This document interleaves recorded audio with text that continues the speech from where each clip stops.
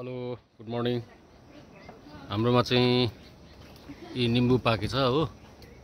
अन्त यहाँ यो निम्बुको बोटबाट चाहिँ छानामाथि झर्दैछ निम्बु। अन्त यहाँ हाम्रो भान्जीले चाहिँ निम्बु झार्दैछन्। निम्बु तल्लोपट्टि यी पाकेको निम्बु ठुल्ठुलो सुन्तला जस्तो छ निम्बु पनि पाकेर हो। दामी छ नि त यो निम्बु त। ओ पर जाँदैछ। यो एउटै बोटको निम्बु मात्रै हो, अरू बोटमा पनि छ निम्बु त। अब चाहिँ निम्बु पाक्न थाल्यो है। निम्बु पाक्ने सिजन भयो अब चाहिँ। ल हेर्नुहोस् है, निम्बु टिपिसक्यो हो। यस्तो छ निम्बु चाहिँ, यो खालको छ हो। यी दाना हेर्नुहोस् न,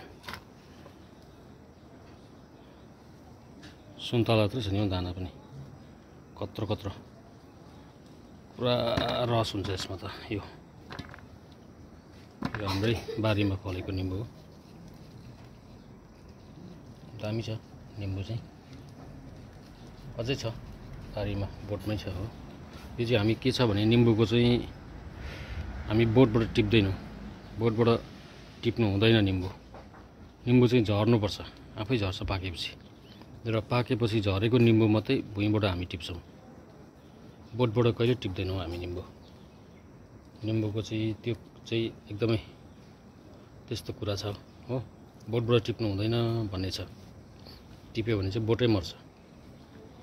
त्यही कारणले हामी झरेको निम्बुहरू मात्रै टिप्छौँ। यो सबै पाकेर झरेको निम्बुहरू हो। Hello good morning. हाम्रोमा चाहिँ यी निम्बु पाकेछ हो।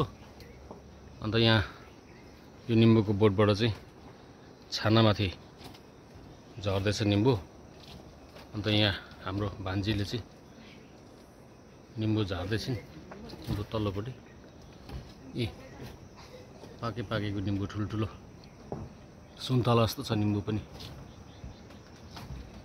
पाकेर हो। दामी छ नि त यो निम्बु त। ओ पर जाँदैछ। यो एउटै बोटको निम्बु मात्रै हो, अरू बोटमा पनि छ निम्बु त। अब चाहिँ निम्बु पाक्न थाल्यो है। निम्बु पाक्ने सिजन भयो अब चाहिँ। ल हेर्नुहोस् है, निम्बु टिपिसक्यो हो। यस्तो छ निम्बु चाहिँ, यो खालको छ हो। यी दाना हेर्नुहोस् न,